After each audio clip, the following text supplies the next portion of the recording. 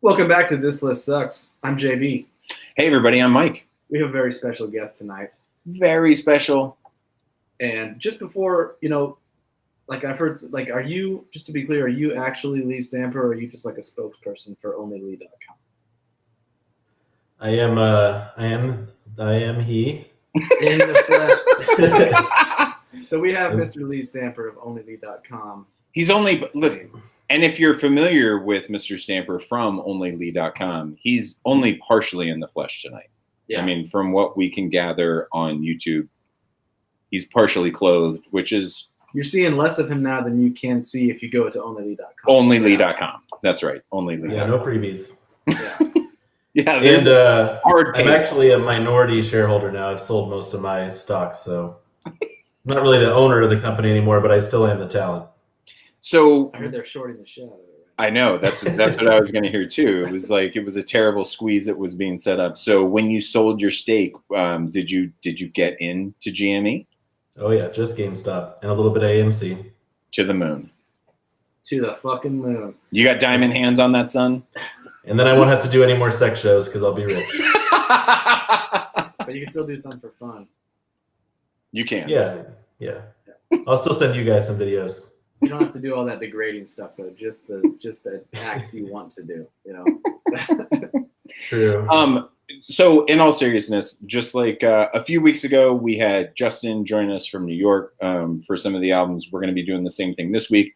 Only, of course, we've talked about Lee Stamper, friend of the show, through multiple shows, right? I mean, you definitely haven't only come up once or twice, and so It's nice to be able to bring him in. And just like with Justin was a big aficionado of the White Stripes, and so that's why we brought him in. Lee Stamper's got some connections with a couple of the albums on the list this week, and so that's why we wanted to bring him on, outside of just his funness. Yes, but we're sure that he will return due to his funness. Yeah, absolutely. But it's Friday, so welcome back. Happy to have everybody back. And of course, this is a music podcast, and typically we talk about new music. And today was a New Music Friday, but it was another one of those not much coming out kind of days. Yeah, it was a weemp womp. Yeah. It's okay because there's some good stuff to talk about from the listening for this week. Very much. Yeah. And it was a crazy week. I don't even know if I would have been able to focus much on new music anyways. That's right. With the shit going down this week. Yeah. Namely GameStop going to the fucking moon. To the moon, as long as we keep diamond hands. So for anybody that just listens to this podcast and tries to not pay attention to anything else happening in the world, there was like this weird mini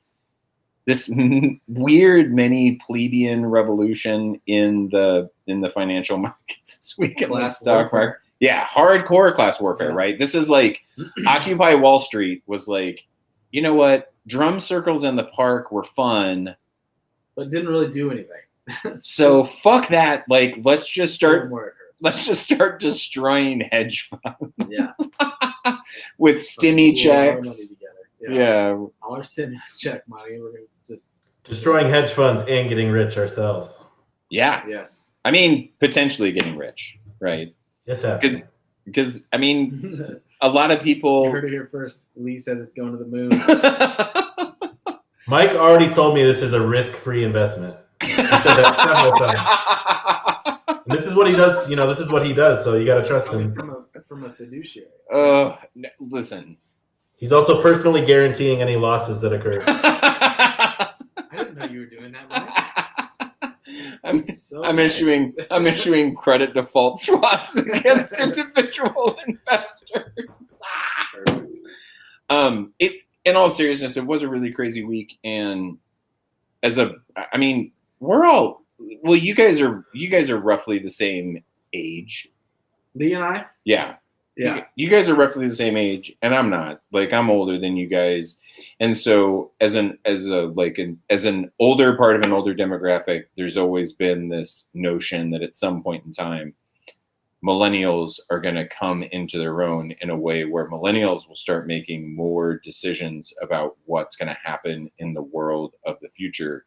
Yeah. And this week was like a weird I don't know. It feels like in 10 years we could look back at this point and be like, yep. As a turning point, does this feel like the first step? A little bit, yeah. Yeah.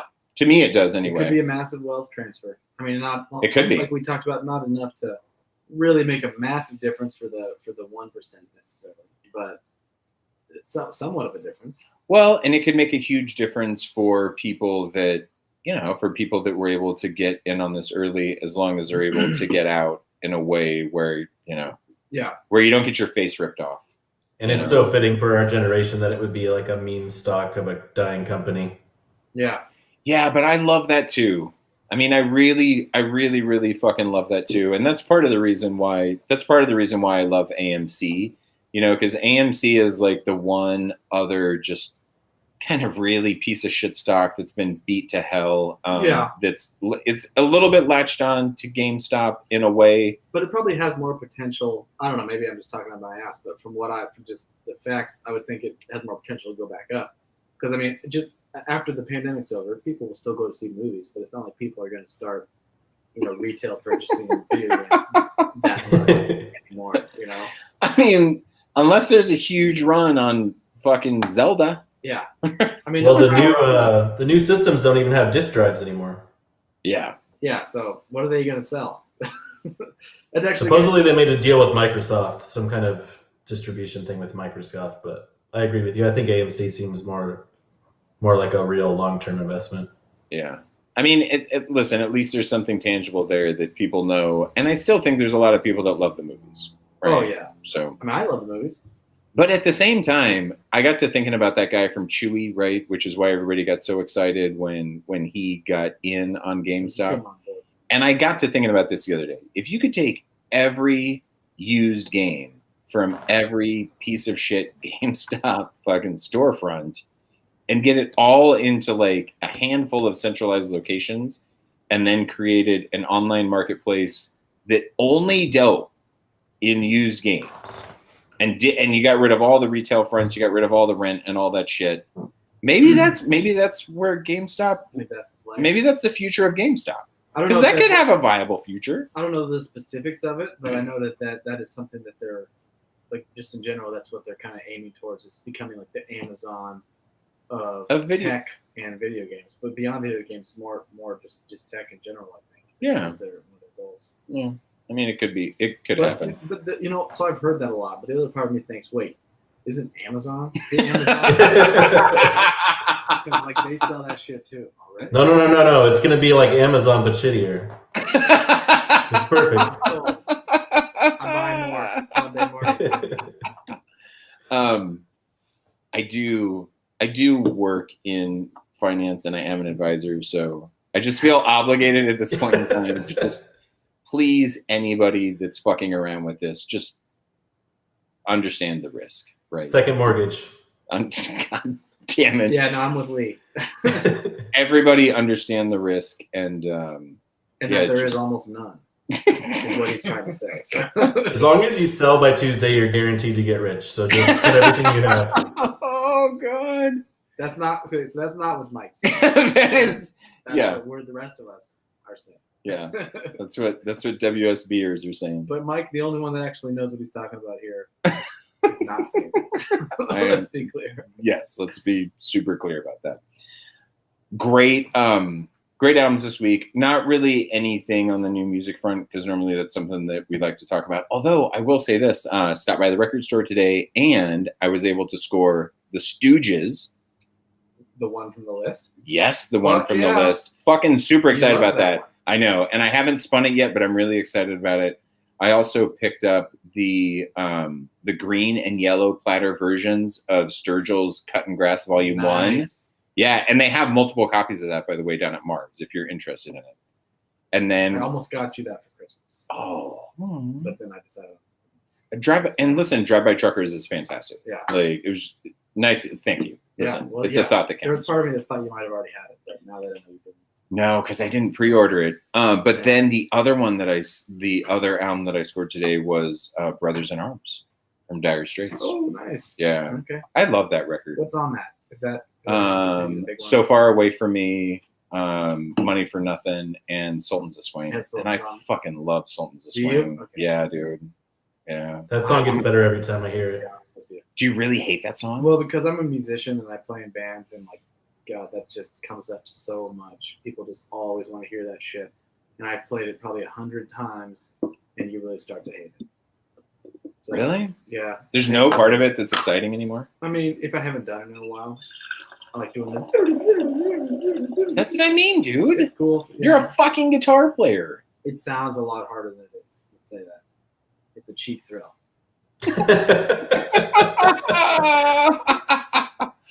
But listen, for idiots that don't know how to play guitar, Yeah. it's really cool. Yeah. So super excited about the vinyl. Yeah. No. Sorry, I wasn't trying to tell you. That's definitely exciting. Yeah, absolutely. Anything for you? Anything new on the vinyl record front? On the vinyl record front, let me think. Well, I did pick up. I think I mentioned already, but I did pick up the Yes from 2 weeks ago. And you picked that up for me I too. got that for you too, Dude, that's a fucking fantastic spin. Our friends, Really good spin. friends of the podcast, Justin and April, gifted me "Days of Future Past" by On vinyl? Moody Blues. Yeah. Wow. I guess that shows me where I fucking stand in the goddamn friendship goddamn ranking. You were in Texas. Texas. I'm just kidding. Yeah. I'm sure they would have given it to you. I'm sure that I would have got that if I wasn't in Texas. Yeah. Undoubtedly. I'm just teasing. I love Justin and April too. But They don't love you though, evidently. just not as much. Not as much indeed. What do you say? Do you guys want to jump into it? Let's jump into it. Because we got good stuff. Yeah, we got a good lot stuff to this talk week. about this week. So, for those who are not aware, we are currently going through Rolling Stone's list of the 500 greatest albums of all time. Yep. Oh, before we get into this, I did want to note. I think that today is our 20th episode. Is it? Yeah. Is that including bonus official. episodes? Yeah, it includes bonus episodes. Okay. But so this is our 20th episode. Noteworthy. Let's cheers to that. Cheers to 20. Lee, Cheers to you, we Lee would cheers Stamper. with you Yeah, as we well. would Yeah. cheers with you too. This is a cross-country cheers. So that's not like 20, not like we're 100 records in, because that's what 20 would be, but 20 episodes, including bonus episodes, is our 20th podcast we have recorded since we started. So Yeah. thank you all so much for sticking with us through this. We hope you're enjoying it. We sure are. I absolutely. And listen, we're expanding geographically too, because new friend of the podcast, Jennifer Stout, like Ooh, yeah. she sent us a message this week. Really, really gracious about how much she's enjoying, and yeah, she sent us a wonderful email about TV shows. Yeah, but she's on episode 2, so Yes, it's going to be exciting for her to eventually catch up with this. yes, absolutely, Depending on how fast she's listening. and hopefully. Okay, they mentioned. Yeah, and hopefully she's got other music nerd friends out on the West Coast because she's out in California, and so hopefully we can get like a firm footing with the California demographic. Yeah, They won't understand us talking about snow and shitty weather and stuff like that. yeah. That's I don't okay. know what that means. I'm just Speaking here of for the demographics, music. Though, I did notice that as far as our YouTube stream, what's going on? Lee Stanford's recording from a dog kennel. Can you hear that? No, Oh shit! Sorry. not coming through at all. Here, let me mute it for a little bit here. No, you're fine. You're fine, dude. But I was gonna say, I noticed as far as our YouTube channel, in terms of the amount of listeners we have, only like 10% is from the United States. Which Wow. is pretty exciting. So Dude, that's amazing. Thank you for people around the world listening thank you to for us. tuning in. Yeah, that's awesome. Super, super awesome. But anyways, should we get into it? Let's jump. Yeah. Let's Okay. jump. So picking it back up, today we are doing albums 435 through 431 on that Rolling Stones list. Coming in at 435 is Pet Shop Boys. Actually, Pet Shop, because we're doing this from a pet shop, so it's fitting. Pet Shop Boys, Actually, from 1987. Neil Tennant was one of England's best-known music journalists when he formed this 80s synth-pop duo with Chris Lowe. The Pet Shop Boys scored a #1 smash with West End Girls, their ode to queer cruising. but they took their satirical wit even further on Actually, perhaps the only album on this list where the singer is yawning on the cover. The boys dissect the sex and money connection in Rent, Shopping, and the Dusty Springfield duet. What have I done to deserve this? So, boys, what do you guys think about the Pet Shop Boys? Well, I'm okay with it. Okay with it? Yeah, I'm okay with it. How about you? Not a strong endorsement. No, it's hard because when I see the name Pet Shop Boys, all I want to hear is West End Girls. Yeah. You know? I actually don't know that song. It was a little before your time. Yeah. No, Lee, what did you think about Pet Shop Boys? I'm on the same page as you. It was just all right. I liked it quite a bit, but it just felt like there was something missing. Like, there's nothing I could say I didn't like about it, but it also, nothing really blew me away either. Although I thought it got better as the album went along. So it just didn't really resonate with you that much. No. Yeah, I get that. I gotta say I enjoyed it a lot more on my second listen. Yeah, I did too. Yeah, there were a couple of really cool tunes that I actually liked a lot. One of which was Shopping. The first time I listened to it, I was just driving around running errands and shit, and I put on this song. And I thought it was just a silly, dumb, like cringeworthy tune about fucking shopping. Yeah. But it turns out it was actually like a political tune, and it was about the criticism of privatization, which was a policy of Margaret Thatcher's at the time. And and then just reading into this and kind of looking at some of the lyrics, I realized a lot more of this is political.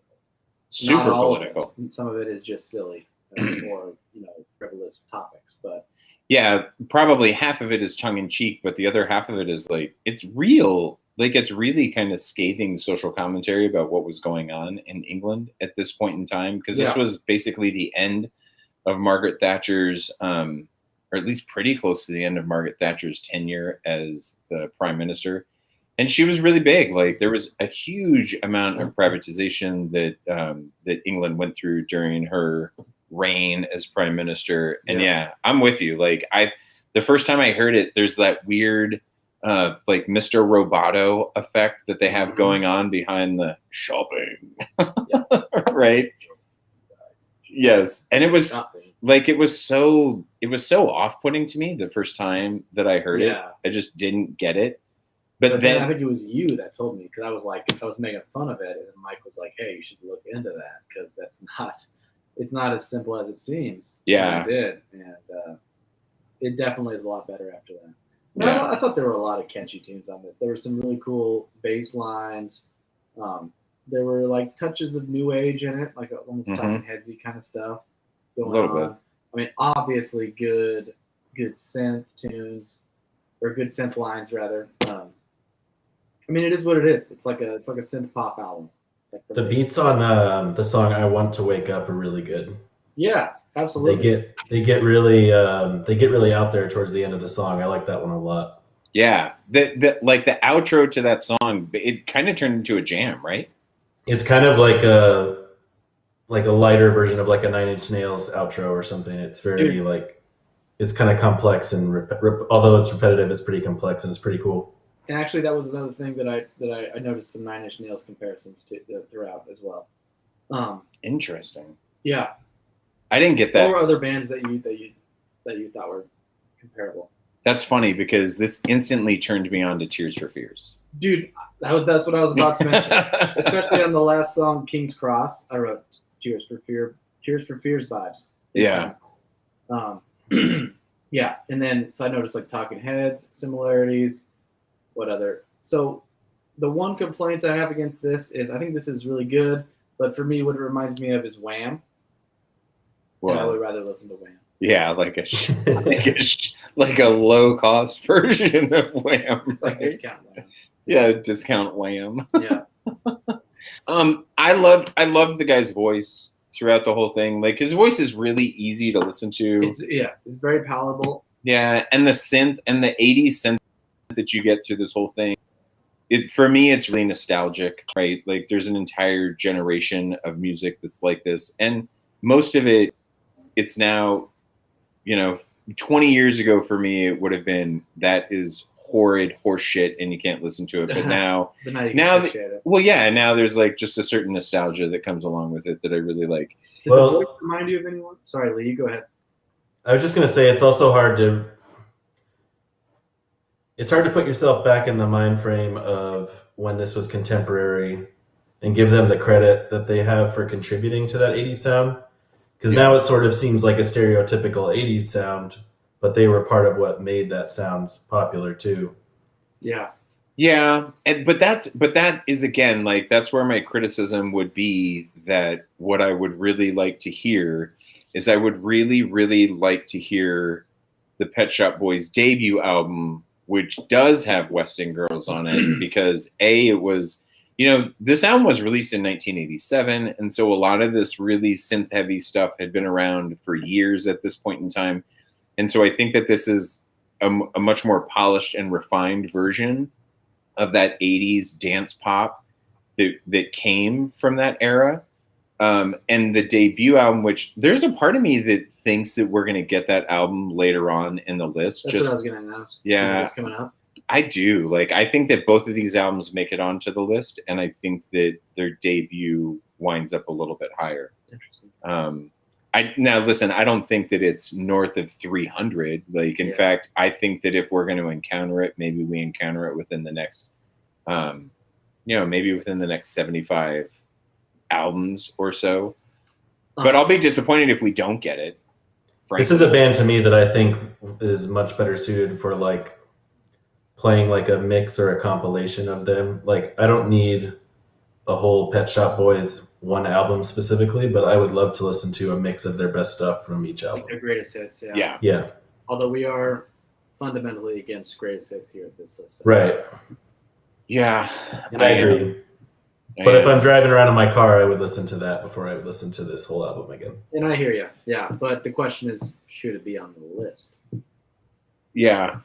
And I think that there's, I hate anthology. Okay, so my order of hatred.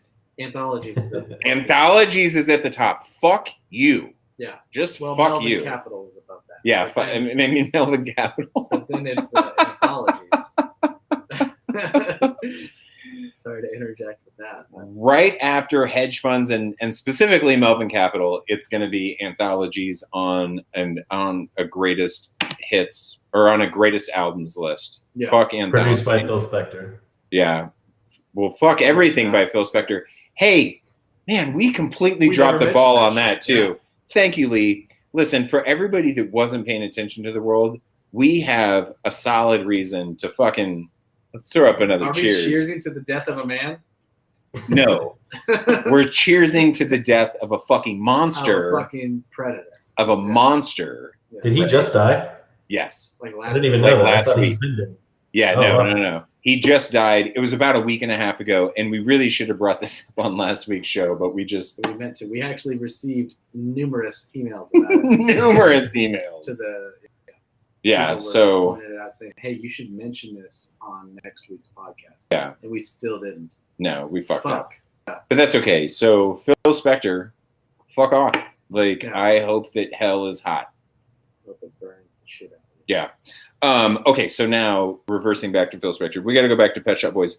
As we like to do, a couple of things. For me, if you're only going to listen to a couple of songs on this record, I'm going to give you three. The three that stood out to me most, one we already mentioned, and that was near the end of the album, I Want to Wake Up. Mm-hmm. Hit Music. Okay, so that was one of the ones I was going to recommend as well. Hit Music is a fucking jam, and then Shopping. So Shopping's good. I also like It's a Sin a lot. That was track 7 on there. It's a Sin. You remember that one? It's a dancer, dude. That's a big time dance banger. Yeah. Good melodies, good track, in my opinion. I would listen to that one as well. Yep. But I did want to say one thing.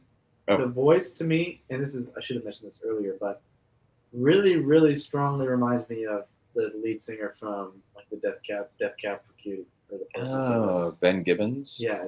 Okay. Did you hear that at all? Listen back and tell me if you think that. We'll talk about it at some point.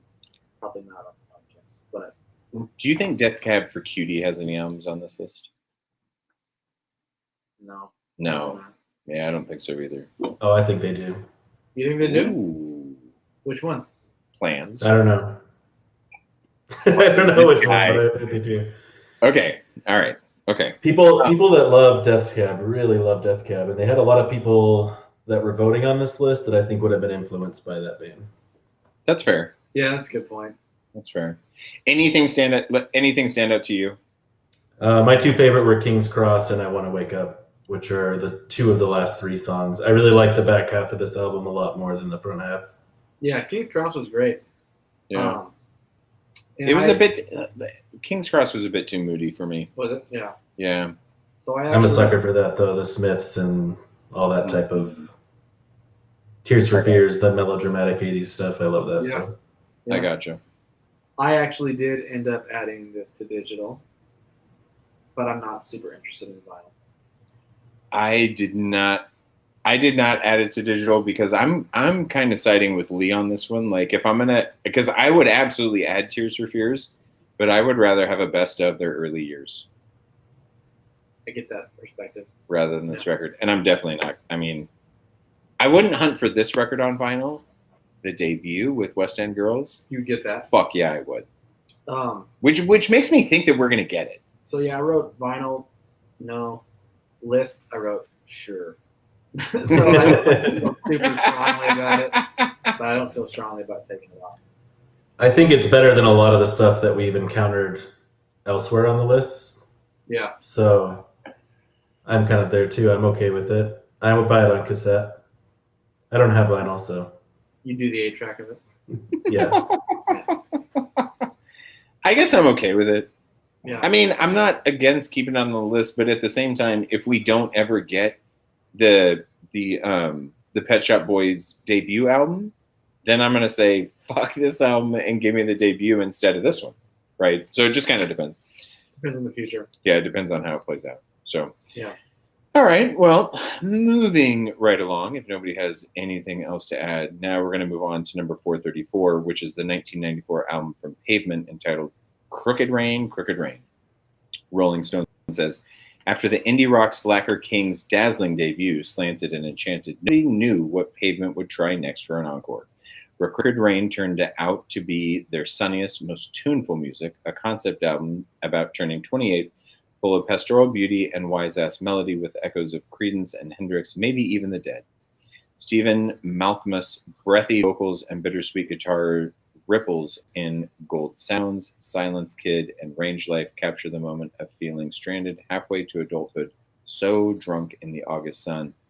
Fuck, I did not read any of that before I listened to this record. I started laughing in the middle.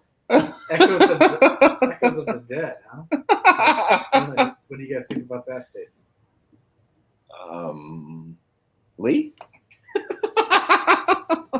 I don't. Yeah, I don't. I don't hear it at all. Yeah, I'm not. Maybe if I went in with that in mind, but I don't know. Yeah, I don't think the Dead ever even dreamed of doing anything as good as the stuff on this album. Yeah, I mean those fucking chunks. So this is one of the albums that prompted us to want to invite Mr. Lee Stamper of Onlylia.com onto this podcast. Because he's a pretty big Pavement fan. Isn't that right, Lee? Yeah, actually, so the reason I got into this was from listening to Modest Mouse, especially early Modest Mouse. I had read a lot about how this band was a big influence on them. And if you listen to this album and you listen to the first two Modest Mouse albums, it's pretty much, I mean, it's basically Modest Mouse doing this style of music. And I was pretty familiar and I liked them, but listening to it this week has been really fun. I've gotten way more into it than I ever was before. I've listened to this album probably 6-7 times this week. And I've also listened to two of their other albums. I've listened to their two other albums that are just as good to me. I think they have 3 albums that are all equally good. So I've been really deep into Pavement this week. Was this one of the albums you were into before this week? So actually, Slanted and Enchanted was the one that usually shows up on the list of like the best albums of the 90s. It's usually the one that gets mentioned if Pavement gets mentioned. Interesting. I think I actually like this one better a little bit. And then they have another one called Wowie Zowie, which is a little more out there, but also equally good. So do you think Slanted and Enchanted is going to be on this list later down? I do. Yeah. If this one is on, I can't imagine that Slanted and Enchanted isn't. And I honestly think that Wowie Zowie deserves to be, but I can't imagine they're going to put 3 Pavement albums in the top 500. Yeah. So it's kind of rough, but I think all 3 should be on there, honestly. Really? That's Yeah. because that was the question I was going to ask. Is if there were 3 Pavement albums, if you felt like it made sense to have all 3 Pavement albums on there, given the breadth of the snubs that that we're working through off Reddit. So if I was making the list, I would put all 3 albums on, but I'm also not saying that I believe they deserve it in terms of. I'm talking about. Your list. They're 3 of my favorite top 500 albums, most likely, but I'm not going to say that they were more impactful or deserve to be on the list more than some of the stuff that got snubbed. I'm gonna say this, like a few things. One, I didn't realize that Pavement was from Stockton, which kind of endears them to me. Like this album was released in 1994. I was a junior in high school in Turlock, like an hour and a half away from Stockton, and to think that these guys were doing this, and they weren't prolific tours, because from everything that I started digging into whenever I was reading, like some various band members were not really into the whole rock star thing. Some of them were developing drinking habits that weren't necessarily like great for being a rock and roll star, and so I don't know, like they definitely didn't get their due when they were making all this music. But at the same time, in these years when I was there, I wouldn't have encountered any of this music anyway, because this is like roots indie music, if there is such a thing. Roots indie, I like that. Yeah. Right? That's actually a good way to put it, because the one thing that I noticed was that it's like alt rock, kind of like almost punkish on like the vocal side. Yeah. But with like twangy guitar. Like the guitar is heavily like twangy, like almost country elements to the guitar. So there's some like surf rock stuff in it too. Some of the songs. Definitely some surf rock. Yeah. Yeah, absolutely. So actually, go ahead, Lee. This was a weird thing. I don't even know how to really describe this, but listening to this album with headphones on, with my eyes closed, just kind of zoning out on this music. Following the guitar, I actually got kind of almost like a. So sorry, our producer is upset at the fact that he's going to have to drink Basil Hayden. He's not happy with the offering at the bar over there. No.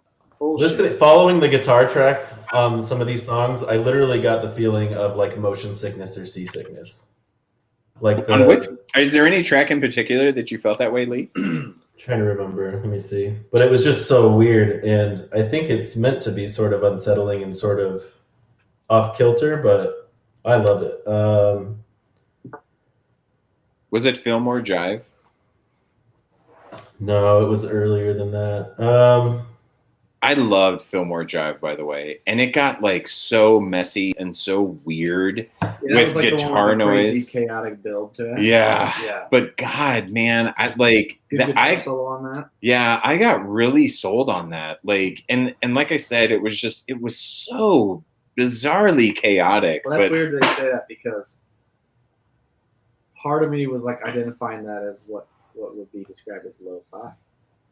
A little bit, and Mike notoriously hates that lo-fi shit. Oh, I fucking hate lo-fi recording. This is by far the best album for Mike, because Slanted and Enchanted has some songs on that album that are so grating to the ear that I think Mike would scream.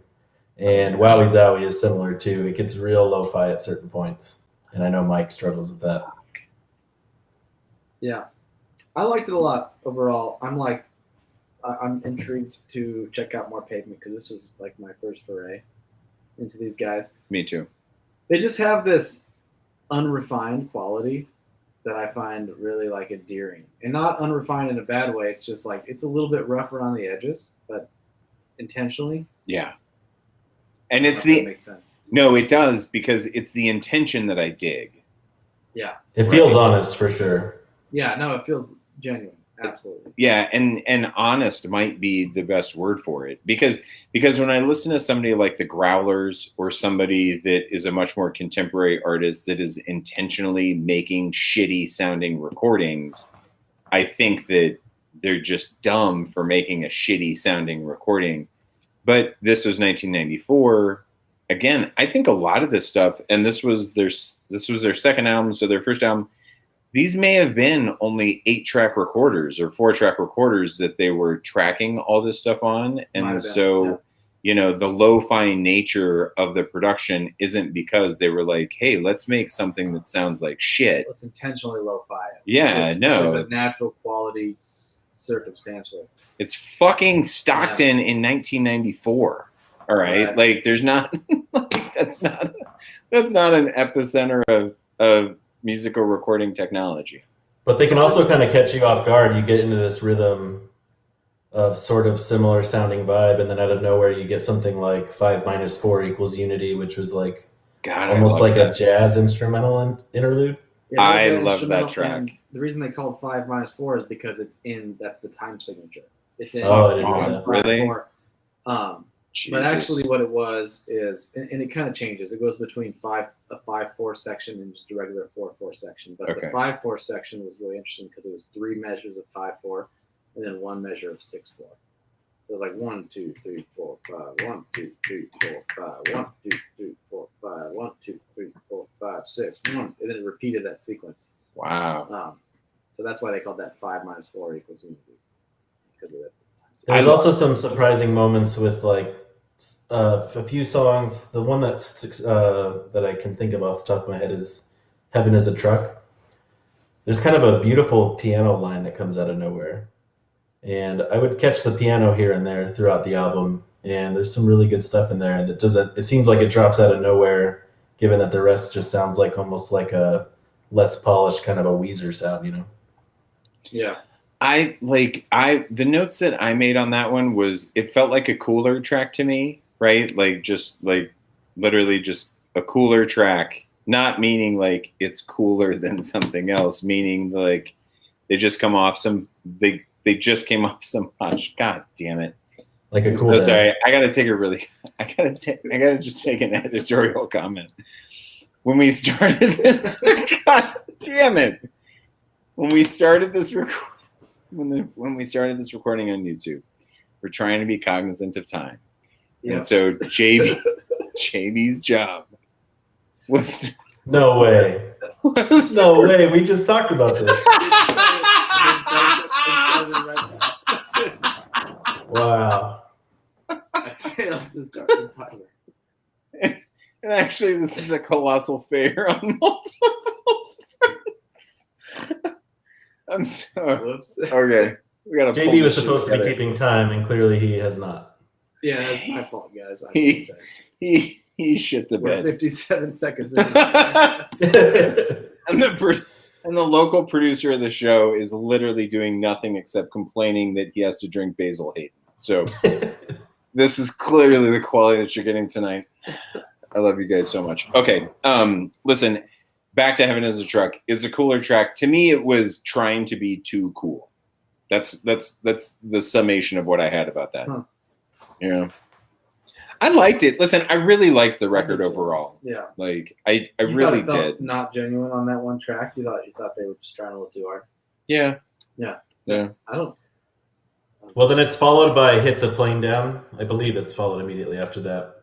Yes. Like the talk box or something. It was like really distorted vocals. I wasn't sure if it was the talk box or if it was just like overdriven vocal mic, but yeah, his well, really overdriven.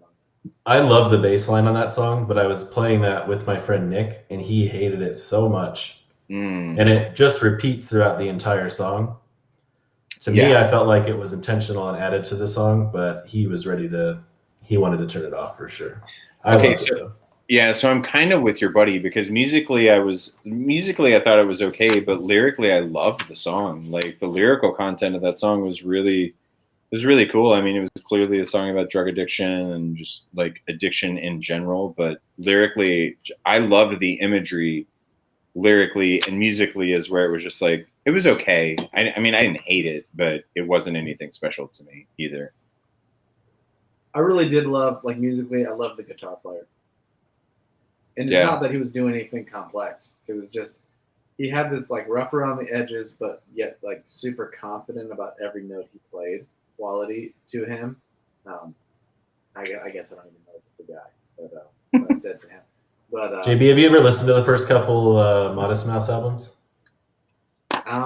you know, no. I know, like, a couple tracks off the top of my head. I don't know if they're from those first albums or not. But You should listen to those first two and just see how similar it is to Pavement, because it's uncanny.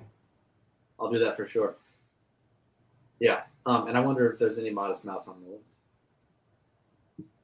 Ooh, that's a super solid call because no, actually, I think there is. I think Good News for People Who Like Bad News is going to be on the list, actually.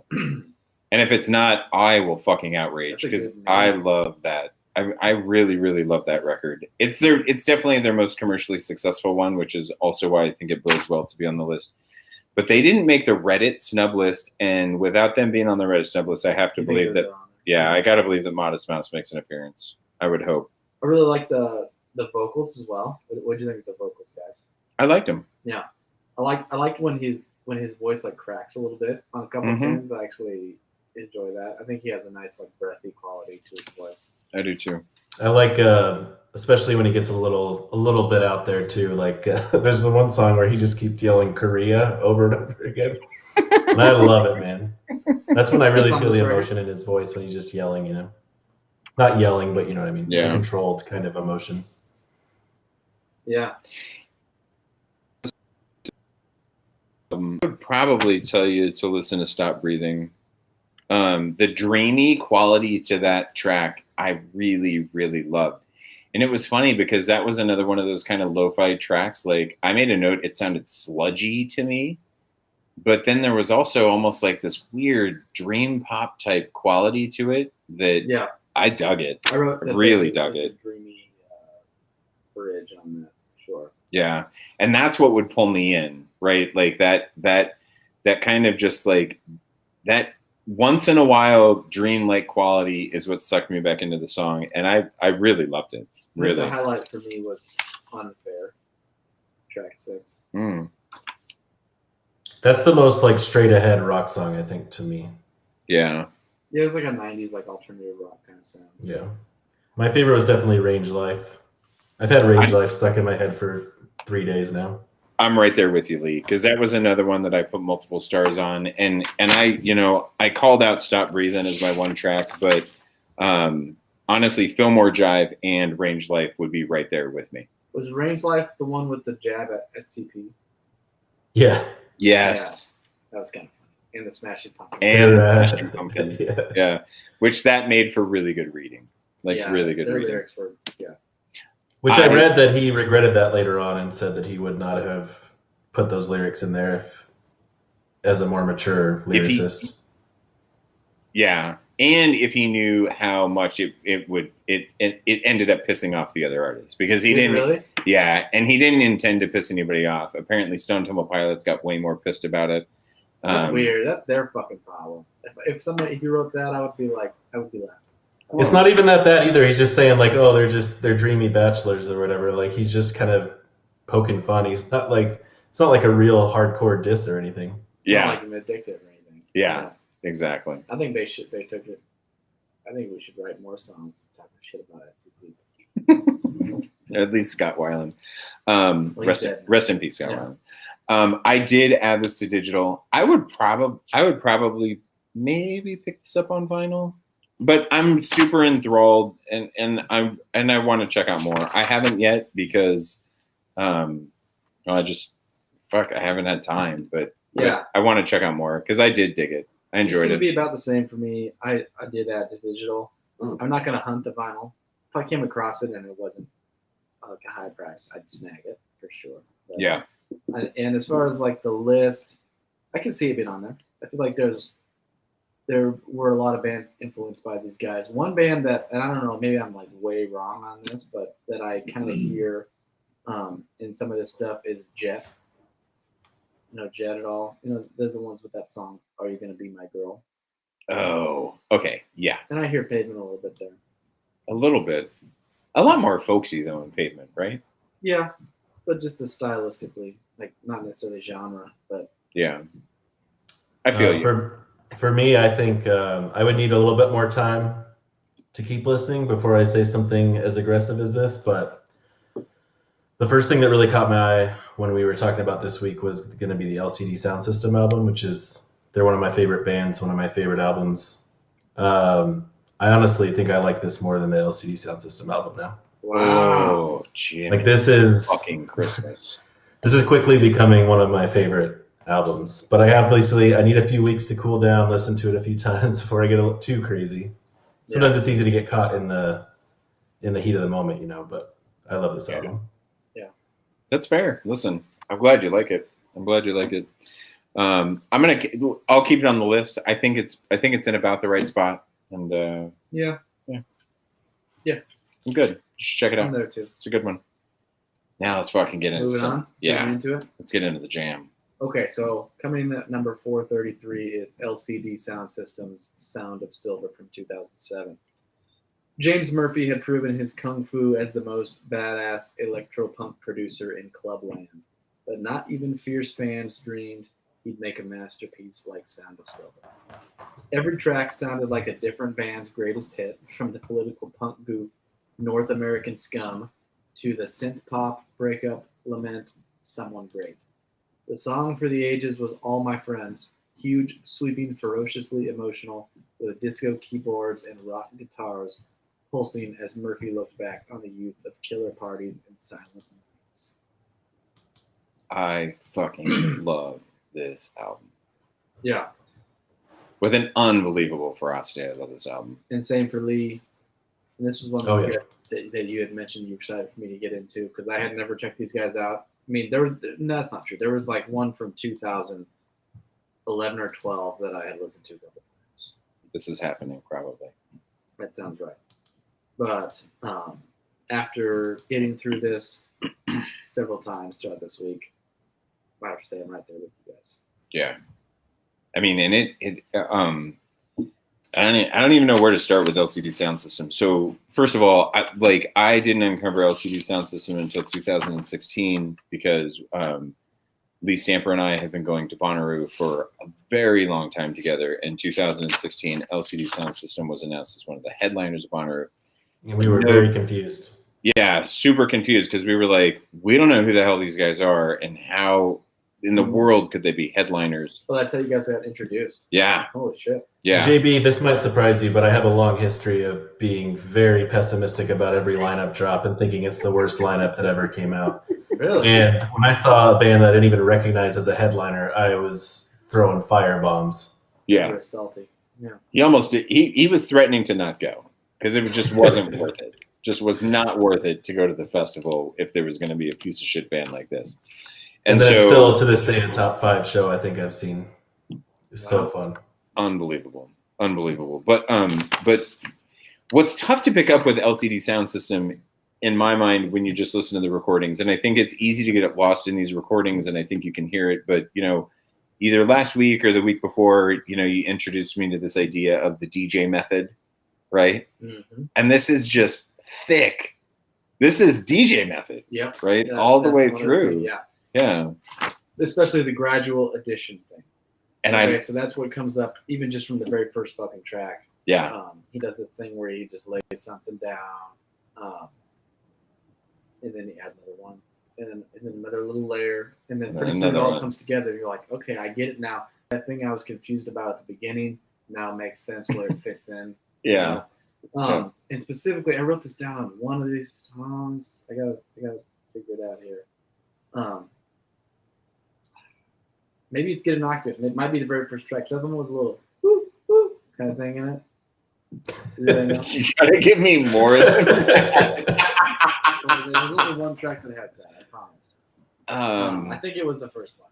But anyways, it reminded me of Herbie Hancock, Watermelon Man. You guys know that tune? I do Yeah. know that tune, but I'm trying to think about it. In the Yeah. way that like kind of starts with the little like, and then the No, big you're- beat kind of comes in. Okay, so you're thinking about All My Friends. That's the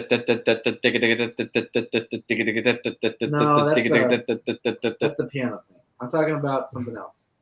I think it's Get Innocuous. Really? But I know what you're talking about. He's talking about the hoo-hoo noise, Mike, not the piano. Yeah, I know. Remember the hoo-hoo noise? It's the hoo-hoo noise that's driving me nuts. I'll show you after. And you can be like, oh yeah. Yeah, because I do want to hear this. That addition and build though is something that I didn't pick up on when I was just listening to the raw audio, right? That didn't click with me until I saw them live. And then I thought to myself, wait a minute, they're actually playing instruments. This isn't just a DJ with a laptop. With a MacBook, yeah. Yeah, like making these noises. This is like real instrumentation, and the way that the instrumentation gets layered on top of itself is so masterful.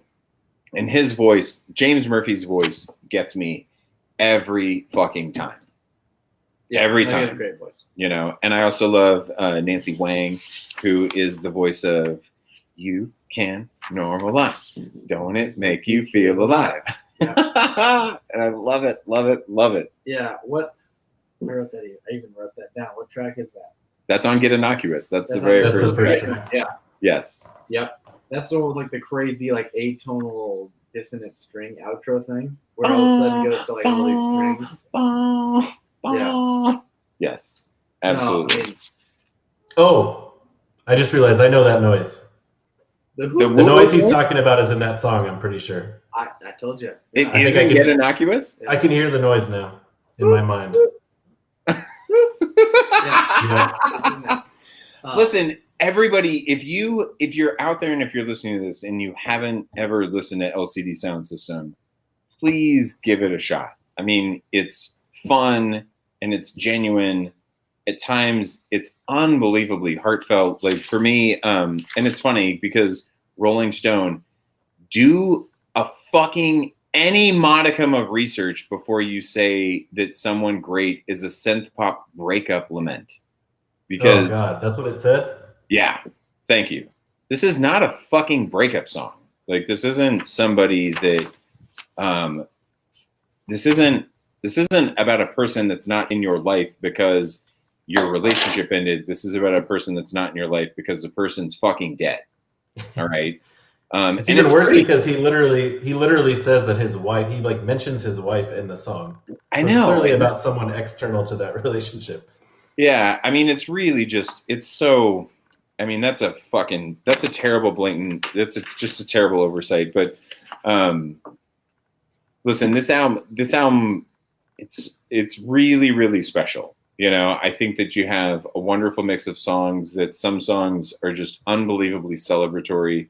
All of My Friends is that song for me. Like that's a song that, Man. So that's the one that sounds like, and I had a student that brought this up tonight, and I was it's Shane Parker, who's an avid listener, and he'll be listening to this. So, but All My Friends, the beginning of it sounds like Bob O'Reilly. yeah, a little bit. Yeah, there's like this sound going on in the background that is unmistakably Bob O'Reilly. And even the The piano. lyrics are so good, and it's just about like aging and then sort of aging out of the rest of society. And I think probably the older you get, the more that resonates with you, similar to like Pink Floyd's song Time. Yeah. I don't know if you caught the lyrics much, but if you look into those lyrics, they're very witty, and they're also they're very real about what it feels like to get older. And that's the nature of this whole record, right? And it really lyrically too, you got to dig into what he's doing because lyrically he's so smart and he's so sharp with his wit, you know. And you don't get like there's not a lot of artists that you listen to and you're like, oh yeah, that's pretty witty. But that's all over this record, and it's all over the rest of LCD Sound System too. Like, So what's that song on the first album, Mike, that he did live when we saw him? And we were literally laughing hysterically at a song we had never heard before because it sounded like he was just ad-libbing, but it was, what does he talk about? He talks about Losing My Edge. Yes, that song is hilarious. Losing my head. I played it first for all the punk kids down at CBGB's, but they didn't get it. See, I mean, You gotta check that song out, JB. Yeah. It's you hilarious. gotta love the CBGB's reference. absolutely. Yeah. But the fun danceability of some of the tracks on here, whether it's Us Versus Them, whether it's Get Innocuous, whether it's All of My Friends, when you juxtapose that with songs like New York, I Love You, But You're Bringing Me Down, and then Someone Great. And Someone Great is really, again, like, there's very few songs that have this really, really stark emotional connection. And when you hear the words that he's singing, and when you think about the words that he's singing within the context of the verses themselves, it's a really, really powerful. It's a powerful recipe, and I would be remiss without saying that this song holds a special place for me because there was a guy that Lee and I went to multiple Bonnaroos with, and he struggled with drug addiction. He actually didn't get to go to this Bonnaroo with us because he was like actively trying to get himself clean from opioids, and he ended up dying. He ended up dying shortly after we saw this at Bonnaroo, and so just because of the impact that Bonnaroo set had on me, because of like just the lyrical content of Someone Great. Every time I hear that song, I think about my friend Charlie, and rest in peace, Charlie. Like, he's a really good guy, gone way too fucking soon. And then there's, I'm sorry. No, go ahead, Lee. There's also like songs like North American Scum. That's pretty much just like a straight ahead rock song with like electronic instrumentation. Yeah. But there's just a huge variety on this album. I think more so than any of the other albums. Yeah. The breadth of what you're going to hear on here. Now, granted, it's all grounded in kind of electro pop, dance pop type of sound, if you will. So it all kind of has some of that same packaging. But like you were saying, North American Scum sounds like a straight ahead rocker. Shout out to Step Brothers. On that. Did you guys know that? That song's from Step Brothers. That's in the scene where they originally meet each other. Is it really? Really? On the front lawn, yeah. And then he's like, "You have to call me Dragon." Well, now I have to watch Step Brothers. Yeah. Exactly. Again. Exactly. We're going to have to revisit it. Yep. So because I was listening to it and I was like, "Where the fuck do I know this from?" And it took me a couple times and I was like, "Oh, Step Brothers." New York, I Love You also has very funny lyrics too. It does. It does. Like the billionaire mayor now thinks he's the king, stuff like that. Yep.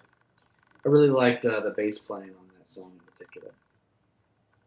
I love his percussion. Throughout all of their albums, they have great live drums that add so much more than if it was just a drum machine in the background. Yes. I agree with you entirely. What is that little? You hear that? I do hear it. You got a woodpecker as a pet over there? Me? Do you hear that? Yeah, do you hear that? Is that on our...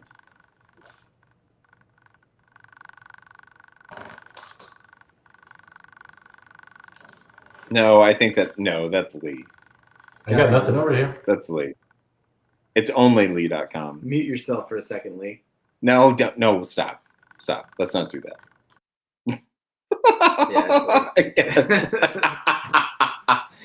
It's okay. It's okay, Lee.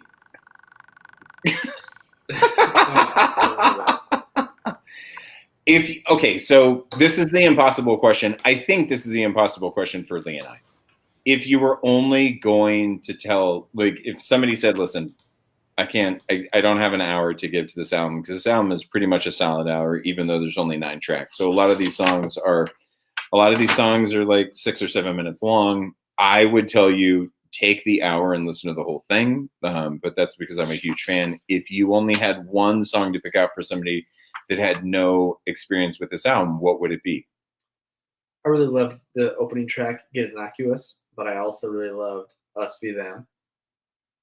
What do you think about that one? I love Us versus Them. Yeah. I mean, I really do. If somebody was only going to listen to one song, though, in my mind, the one song would probably be All My Friends. Yeah, I get that as well. It's a It'd banger. be Someone Great for me, for sure. Oh man, Well, I love just- that you said that, Just Lee. the fact that we all had fucking different answers tells you that you should probably just spin the whole thing. Yeah, because listen, to your point, Get Innocuous and Us versus Them. Yeah, I mean, I put 3 stars next to Get Innocuous. I put 1 next to Us versus Them. I put 3 next to All My Friends. I put 3 next to Someone Great. I have stars next to every single song on this album, with the lone exception of Watch the Tapes. Because Watch the Tapes, it feels a little bit like a throwaway to me. But outside of that, Well, and one Sound of track- Silver too. No, see, I love Sound of Silver. Sound of Silver. Talk to me. Makes me wanna feel like a teenager until you remember the feelings of a real life emotional teenager. Then you think again. Yeah, I think it's kind of cool. It's basically that for like 5 minutes. That's all it is. Yeah. But you do get like these weird ambient synth noises and stuff like that in the background that start to play in Maybe and we should out. just sing that together for 5 minutes and then they can skip that when they listen to it. No, I yeah, there was actually kind of a cool bass line on that one too, and then there was the DJ formula because they like Absolutely. they built it up, they broke it down, and then re-addition Yeah. of the drums. But Mike, is this your favorite LCD Sound System album? Yes, this is. Because This Is Happening is mine. And listen, I love This Is Happening. I love the debut. There is not anything that James Murphy and the crew haven't. There's nothing that I don't love. The most recent album that they released back in, 2018, American Dream, is my least favorite. That I can tell you. But even on that album, there's stuff that I really, really enjoy and stuff that I really love. So I assume you already own the vinyl. yeah. In fact, I listened to the vinyl a couple of times this week.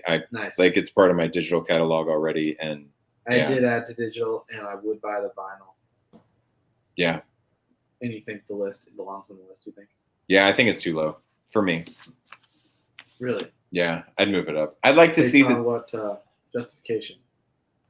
just the I'm not quality. trying to No, I'm you're just fine. curious. Listen, the quality of the songwriting, both musically and lyrically. And again, I'm not a huge lyrics guy, but this is one of those albums that, like, I connect with this album on a ton of different levels. Yeah. And I'm just for saying, me, like, for us, because we're both not really lyrics guys, yeah, when lyrics do stand out, that kind of says something. yeah, it absolutely says something. And this is, again, even on a song like Get Innocuous, where there's not really a whole lot of lyrical content, there's the earworms that are in there are just, man, they're really, really deep, like really, really deep earworms. So I love it. I'd probably rather it be somewhere between 300 and 400 is where it would like to be for me.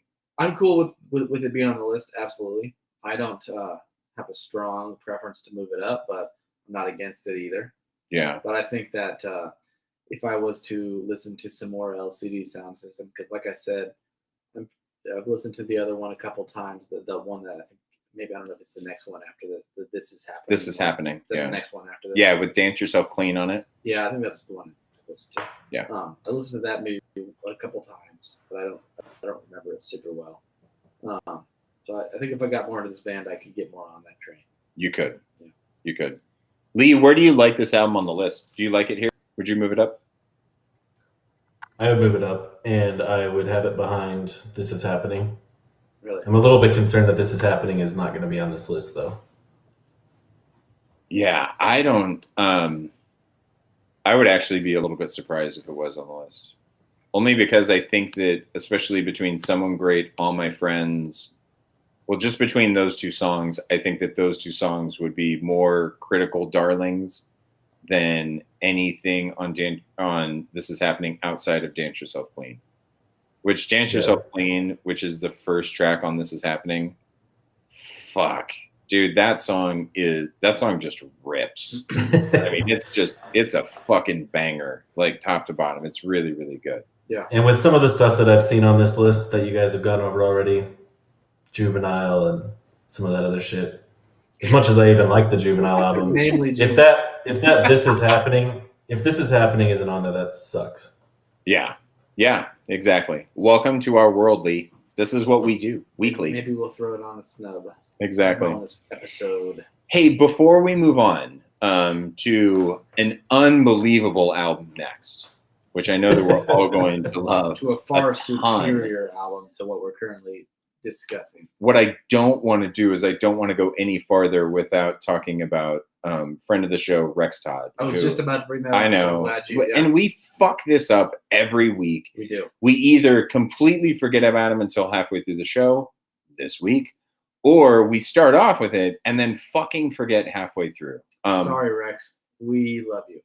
We do, because Rex has literally been going album for album with us. Like, and I don't know how many other people are doing that. I hope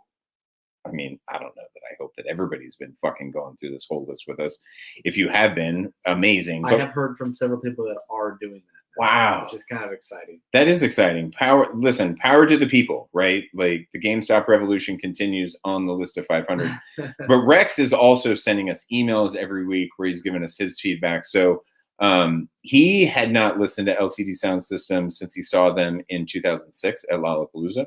Still loves them, loves the instrumentals. He calls it foot tapping music, and it's great to have on just to listen to as background as you're going throughout your day.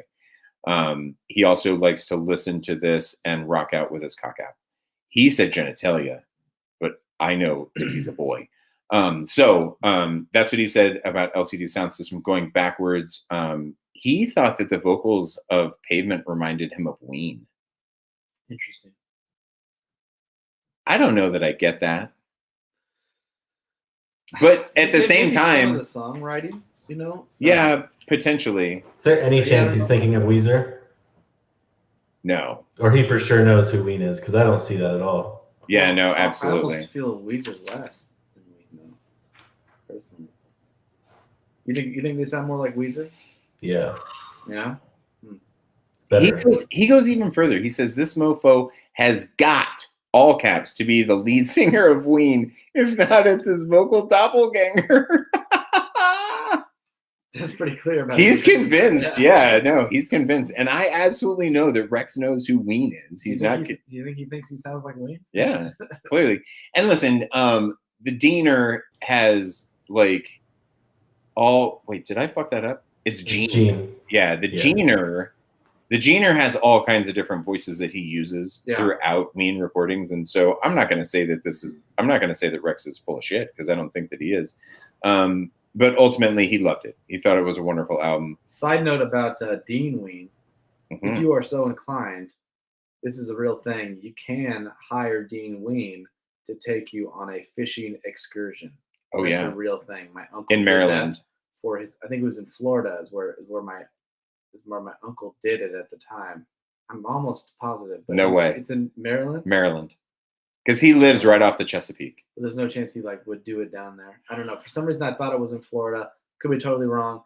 But my uncle, for his birthday one year, him and his friends purchased him this little fishing trip with Dean Ween. That's amazing. And they went out on the boat with Dean Ween, and they fucking caught some fish. That's what I was going to say. He's super big on this thing. And Lee, maybe you can chime in here too, but I've read multiple articles where he talks about how he lives on the Chesapeake. He knows the waterways really well, and he loves going out with fans, because fans often charter his boat. They'll go out there, they'll have a good time. He'll sign some autographs, take some pictures, and he's not a shit about it, because he loves fishing. What a life, man. He's either playing fucking Ween or he's out fishing. Or he's out fucking fishing. Yeah. It's definitely in the Northeast, although I can't swear that he doesn't ever take trips anywhere else. So it could be right. I'm pretty sure that he lives in Maryland and he does it around the Chesapeake Bay. Interesting. Yeah. That's what I think. Are we seeing the interplay between Lee Stamper and Jimmy Smitherson in the comments here? Did you notice that? I didn't know. Yeah. Because there's some. Oh, look at that. Jimmy commented. That's nice. Jimmy commented back. Lee says, Lee Stamper only says John Mayer sucks. And Jimmy's tuning in. He says finally Lee gets on. Tuscaloosa Jimmy. I'm glad that his Jimmy. his internet must be working again in Tuscaloosa. Yeah. I was gonna have him call in, but he's a little busy with a protest. So. Oh. Wait, what protests? He's protesting aliens. Oh, I thought you were gonna say he bought GameStop. No. But like extraterrestrials, he just doesn't like them. He's against them? Yeah. Okay. So That he's makes busy. That's pretty big, right? Yeah. Seth, Jesus Christ. Rex also was kind of into Pet Shop Boys. He called it a pretty good album. Not his jam. But he also said, it's not you, it's me. which I really, really love. It's all right. It's all right for him. So, Rex, thank you. Thank you for handing this stuff in. I want to apologize to Rex for how incredulous I was about the Ween thing. I'm gonna have to. I've listened to a lot of Ween, obviously, but I'm gonna have to go back and listen to some Ween songs, see if I can pick up that comparison. Because it doesn't sound right to my ear, but I'll try it out. Yeah, I don't immediately make that connection when I think, but yeah, who knows? Maybe when I'll never forgive JB for saying that that song on Opiate sounds like a Dave Matthews Band song. No, it does. I promise. I know, and I hate you for that. I hate you for saying that because now I can't unhear it. Oh, so you think I was right? You listened back to Yes, I do, and I'm not happy about it. Because I haven't got any feedback from Mike or from I was just crazy, so I'm glad to know I'm not the only person that hears that shit. Ah, Jesus. 432. 432. Released in 2004, Usher's album's Confessions is up next. Rolling Stone says Usher was already a star in 2004, a sly singer and slick dancer whose R&B hits found a home with pop fans. But Confessions, which is one of the last 10 million plus sellers ever made, turned him into an unstoppable juggernaut. Usher worked with a murderer's row of R&B and hip-hop talent, from Jimmy Jam and Terry Lewis to Jermaine Dupri to Just Blaze. The album moves easily from club records like Lil Jon and Ludacris-assisted smash Yeah Yeah to Forgive Me for Cheatin' ballads to Love You Forever duets. 432. This isn't a throwaway. This isn't a 493. This isn't. Fuck. Where was Lady? This is in a notable position. Yeah, like Lady Should Gaga absolutely was like be thrown away though. 461, 462, 468, something like that is where Yeah. Lady Gaga fell. What do you guys think? What do you guys think about Usher? Actually, wait. Back up. If you take Yeah Yeah off this album, Well, see, here's what I was going to say. is it on the list? No, it's definitely not. I mean, it still has Caught Up, which was kind of a big one as well. Caught Up. But it's probably not on the list without Yeah, I agree. And that's what I was going to say is this record is like a super cringy, cheesy spoken intro. Yeah. And then Yeah, and then it's downhill from there. For me. Yeah. And there's For Yeah, I wrote a note that if Ludacris would be on every song on this album, it could save the album. Yeah. Beyond that, I mean, just talking about Yeah, the synth line on that, I mean, the key line, whatever it is. Dude, like, think about that. That's 3 fucking notes. 3 notes. But there's no other, and it's the entire thing. But how iconic is that? I mean, but okay, so if that song is not featured in The Hangover, do you know that song? Because I don't fucking know that song. Well, maybe it's because maybe See, it was my but Mike, you're the wrong age. Yeah. But yeah, I mean, dude, this is like an icon. And This is what was playing at like school dances when JB and I were kids. Like this. Yeah, this was like the biggest song at all the school dances. Okay. And that's fascinating. Listener Shane Parker and I were actually talking about that exact same thing earlier tonight too. Yeah, this is icon status. That song. This is like one of the most famous like R&B synth lines ever written. Guarantee it. Like, I'm not even kidding. And it's 3 notes. That's all it is. Like it's impressive. Like you did that with 3 notes. Yeah, and I will say though that listening to the full. Sorry. No, go ahead.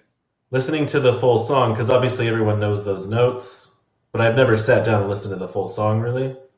It's only like 4 minutes long, and I feel like it's 2 minutes too long.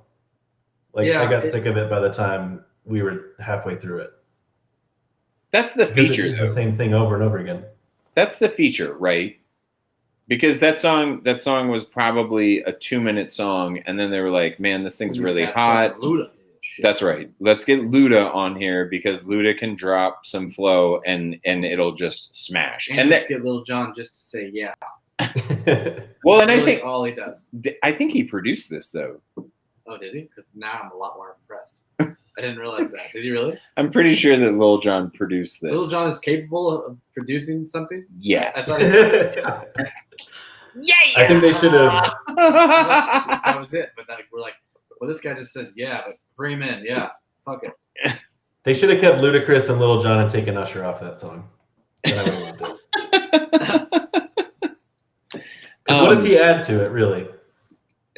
Yaz and production, apparently. I do like that song. I will eternally have that song linked to The Hangover in my head. Because because I wasn't doing the school dance thing or anything like that. Just be generational. Yeah. Yeah. But literally when I think of The Hangover, I fucking think about that song. Unequivocally. Is that even on in The Hangover? Yeah, I don't make that connection. I want to say like when they first wake up. But I'm trying to remember.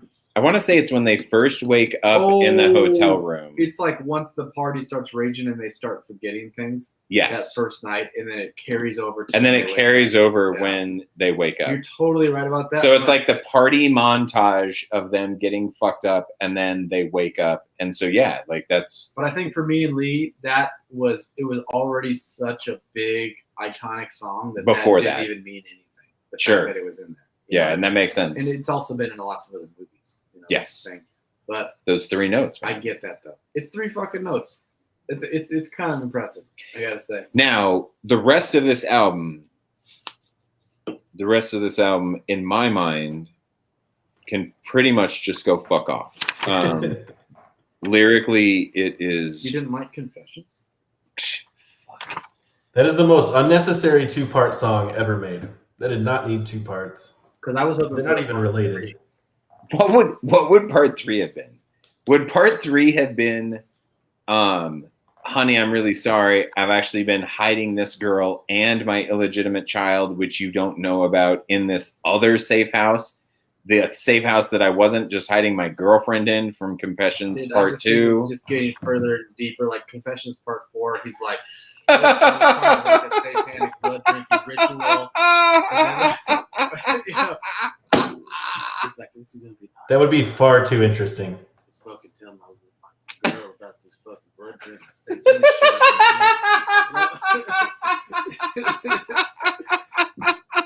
But like, oh my god.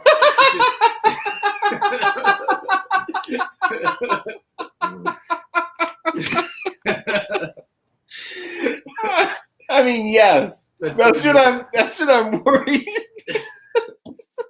But it just gets worse and worse. It's like it's like watching an episode of Jerry Springer. Is how this album is. And it's just the odd specificity with which he like talks about his life. He's like, "Oops, I knocked her up. Now I gotta tell." It's just so fucking ridiculous.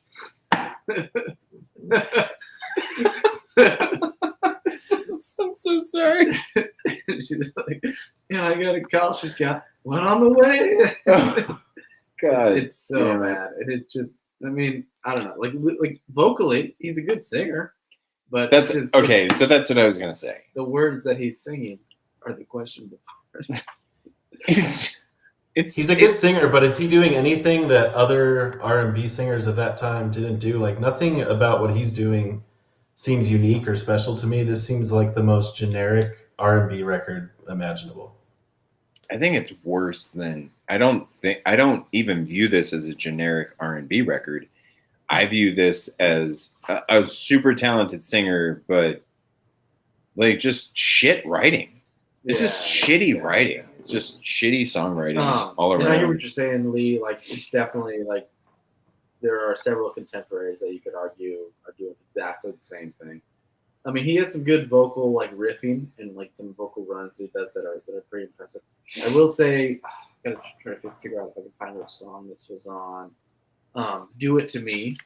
I hated that song for the most part, but there was one verse where he did like this cool little like bluesy verse. Remember what I'm talking about? And it was like it was out of place almost. Because I wrote the rest of this song sucks, but there's one verse where he just does this kind of like this elusive like vocal singing line, and it was actually I kind of like that part, but then the rest was bad. His voice is really amazing. And I made that specific note on that song, like not necessarily in reference to like any type of bluesy riff that you're talking about, but it really was good. And I also loved, and again, this has nothing to do with Usher, but like the duet that he did with Alicia Keys on My Boo, like that, like I actually really enjoyed that. But so I didn't listen to that one actually because that was part of the bonus track. Yeah, I wasn't listening to any bonus tracks. No chance. Yeah, I was like, you motherfuckers! Sorry, like, I wanted out of that album as fast as I could. You guys went fucking paper hands. Well, no, you went paper hands on motherfucking Usher Confessions. You did the UK version. No, you paper-handed motherfuckers. Yeah, you're un-American. Hold the line. Mike's un-American. Hold the line. I'm holding it just like every good American. Motherfuckers. All right, well, y'all should go out and listen to My Boo. That's my top priority. Yeah, no, I stopped at Follow Me, which was track 17, and then the rest of those were UK edition bonus tracks. And I said, nope. You know the only thing worse than Confessions Part 2? Was there a Part 3? There was a remix. And you know what? It didn't add to the song. It didn't add at all. I'm not keeping this on the list. I didn't add it to digital. I regret all of the time that I spent listening to this album, and may God have mercy on my soul. What about you? I wrote that this is like if Pharrell sucked. It's Pharrell. Also, I just wanted to bring up real quick the song Can You Handle It? I don't know if you guys are paying attention to that song. I only picked up maybe half the lyrics, but I wrote, I'm pretty sure he's hurting this girl and I don't like it. So I wrote, is he talking about his love or his dick? Both. On that one. It sounded pretty gross, man. It sounded pretty suspect. Yeah. It's The him asking whispered if she can fucking handle it, fake her saying she can handle it, and then him talking about tearing things. I don't know. Not into it. Yeah. It's not good. There was the one line that kind of like just stuck out in a bad way. That's what it's made for. He said, parlay in the bush again. Didn't think about what I was putting in. Can you get more? Oh man. Window? Listen, Rex, I think Rex is right there with us. He was like, okay. Music from time when I was young, dumb, and invincible. His voice is unmistakable with great range. How many trills can somebody put into an album? Yes. That answer is no number. There is What'd he say? There is no number large enough. He says it's a classic Usher sounds and beats, giving me bad flashbacks of drinking dead Nazis and making bad choices with beautiful women. Next, please, before I start drunk texting those women at 2 a.m. It sounds like he liked it. He doesn't actually. Rex does not give us like a definitive. I like it. I don't like it. It sounds like he's as tied to it as we are from a Yes. nostalgic perspective. Yes, But I don't think he's going to drive around listening to it, most likely. Correct. I do think there's a lot of nostalgia here for him. Yeah. And obviously, like we've all said, listen, Usher is really talented. He's a really good singer, and he's got a good. But outside of that, fuck off. Sorry. Yeah. And I'm not gonna keep it on the list. So I actually signed me. vinyl. No, I'm just kidding. Did not add to digital. I'm not going to do the vinyl. Yeah. And for me, take this off. Yeah. Even the UK version, you wouldn't buy the UK version on vinyl? Maybe just if they had just those bonus tracks on vinyl. I would do like a 45 of those bonus tracks. Yeah. Should we move on? Yeah, let's get the fuck moving on. Yeah. So Let's do it. coming in at 431. Last album for today, although we will be doing a bonus episode after this, and Lee will be sticking around for that, I believe. I believe. I do believe. I do believe. Coming in at 431 is Los Lobos. How Will the Wolf Survive? From 1984. As Rolling Stone describes it, We were kids playing with long hair and plaid shirts playing. Wait, sorry, I'm gonna start that over. Cut. We were kids with long hair and plaid shirts playing Mexican folk instruments, said Los Lobos Louis Perez. But the band, lifelong friends from East LA, became a surprise success, mixing traditional Mexican sounds with blues and rockabilly for tough, whomping roots rock like I Got Loaded and Don't Worry Baby. There are excellent songwriting moments too, like A Matter of Time, a tender, moving dialogue between a young married couple with dreams of immigrating to find a better life. What did you guys think of Los Lobos? I love this I record. hated this album so much. Holy shit, really? Oh, really? Why? I hate this more than the Usher album because I had high hopes for it. Damn. I think it's Seriously? terrible. I wrote an alternative title for this would be How to Make Me Hate Saxophone in Under 40 Minutes. I hated every song that had saxophone. I also wrote this would fit right in at a corporate picnic. That's kind of true. I hated it. So you know what? As far as like the corporate picnic thing, I get that there because this sounds very like show bandy, like the band that the normies hire for their weddings to play. Yeah, it's like dad rock. Yeah, no, I get that, but I didn't hate it as much as you did. And in fact, I thought there was some really solid songwriting on it. Yeah. And I'm a sucker for Latin harmonies. Yeah, me too. There are a couple of those. And I thought the accordion playing, which normally I kind of write off accordion, not as much as harmonica, because most of that is unnecessary, as we know. This sucks. But the accordion was stand out for me. I loved the accordion. Yeah. I loved the sax. Like on A Matter of Time, that I literally wrote, fucking sax back there is so good because the sax just kind of sits in the background on that song.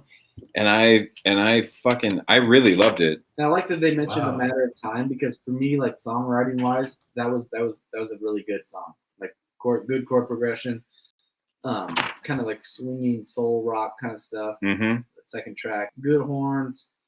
But at the same time, I get what Lee's saying because I've played in a lot of wedding bands, and like if this band was to play at like I said, the normies wedding, it would be a big fucking hit, and everybody would love it.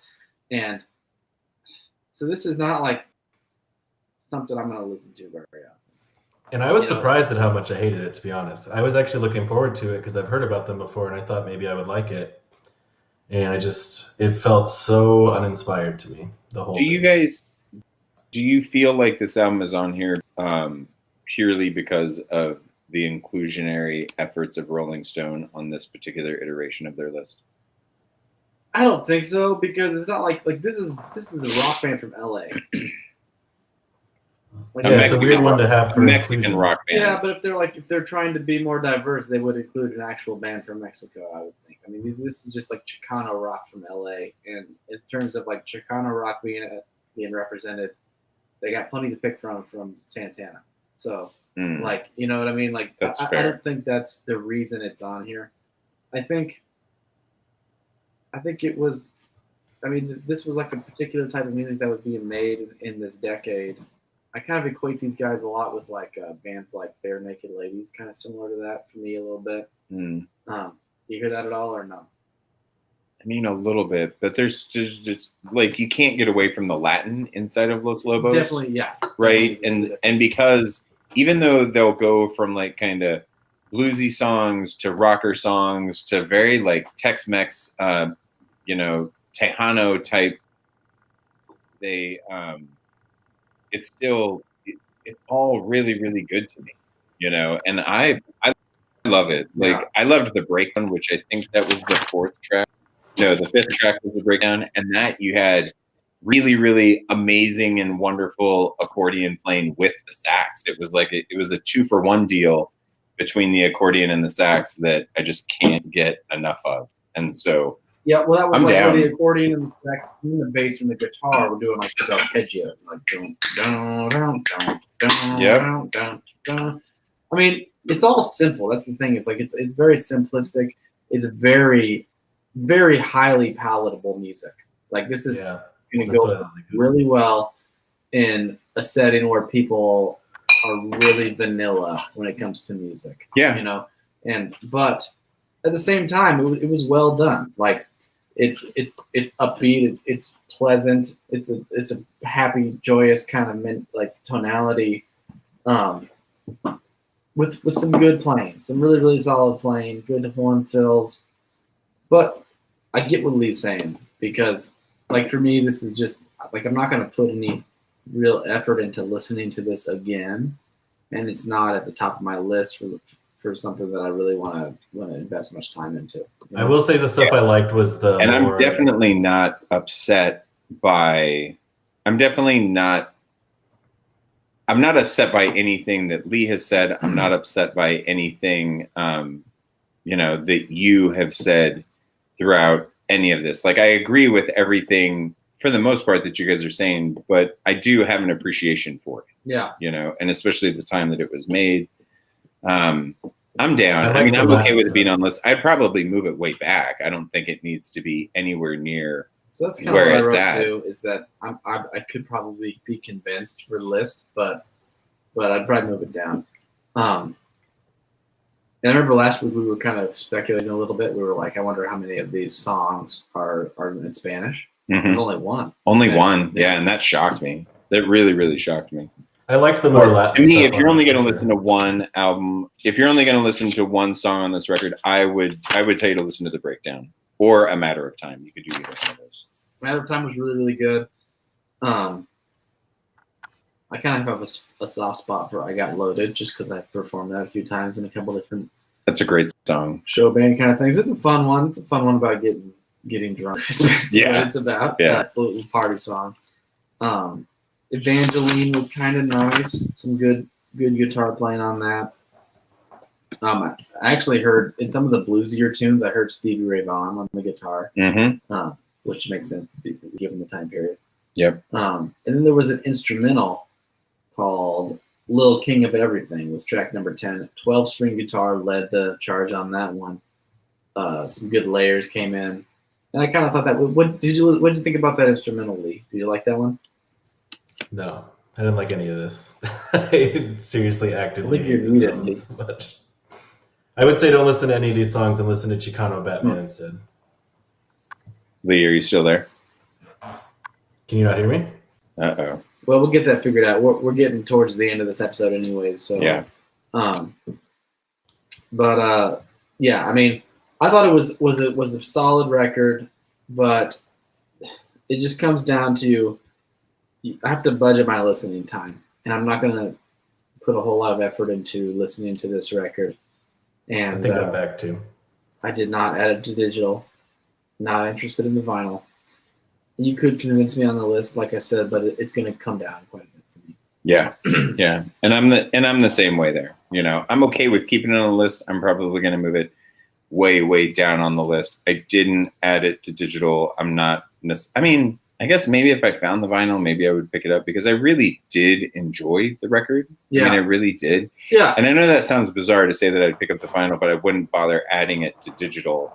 But that's just more because this is an album that I could see myself picking up and just throwing on just to walk around the house to. Yeah. But the idea that I'm ever going to be driving around in my truck or taking a walk with headphones on and I'll choose this album, I just don't necessarily see that. I totally get it. But I'm kind of between you and Lee because I did not enjoy this. And it's a feel good record, so you're gonna have fun listening to it probably. But yeah, it's just not at the top of my list. It doesn't nothing really sticks out as something that I want to listen to again and again. Now Rex did like it. Rex thought it was a nice blend of Tejano, rock and roll, and just damn good music. He loved the album. And I get where he's coming from because he really likes the vocals, the cohesiveness of the band is another thing that he mentioned, and I absolutely get that. So, listen. All that being said, thank you everybody for listening. Thank you for sticking through this with us. Yes. We'll probably have another little bit of a lag in getting this up onto the podcasting services, so just be patient with us. But you're always going to be able to find this on YouTube. As we look out into next week, we got another 5 coming up for next week. So next week we're Yes. going to do 430 through 435. And at 430, it's going to be the 1977 album from Elvis Costello, My Aim is True. And then 429 is the Four Tops, Reach Out. At number 428, we get back to Krautrock. Yeah. How excited are you for that? I'm actually pretty excited because I really loved Cam. I did too. So this next week, we're going to be talking about Husker Du's album from 1985, New Day Rising. 427 is Al Green, his second record on this list, the first being his greatest hits. So I'm sure that will come up. Yeah. And we'll lament the greatest hits being on the list. But Al Green, Call Me. Yeah. 427. Call me an asshole for having a greatest hits album on here. And the last album we're going to talk about next week is from 1988, Lucinda Williams, the self-titled album, Lucinda Williams. And we want to give a big thank you to Lee Stamper from onlylee.com to being on the podcast. But we do want to make it clear that we were contractually obligated to have him on. Yeah. As him having a primary stake in the ad share space of This List Sucks. And his attorney team headed up by Rudy Giuliani. Giuliani is a terrible turd, and he just wouldn't let it go until we got Lee onto the podcast. And just to be clear, we would love to have Lee chime in. Lee, can you talk? Is it working? Are you Can you hear me yet? right now? No. It sounds like he's not, but you know what? We're going to get that figured out in time for the bonus episode, Yeah. which is coming up here in just a few minutes. We're going to take a little break, and then we're going to be back with another bonus episode detailing an album that we potentially believe to be snubbed from this list. And that album is going to be the Flaming Lips debut record. Here it is from 1986. So that's coming up here shortly. Little break and coming up. All right. So, thanks, everybody. thank you, guys. Bye-bye.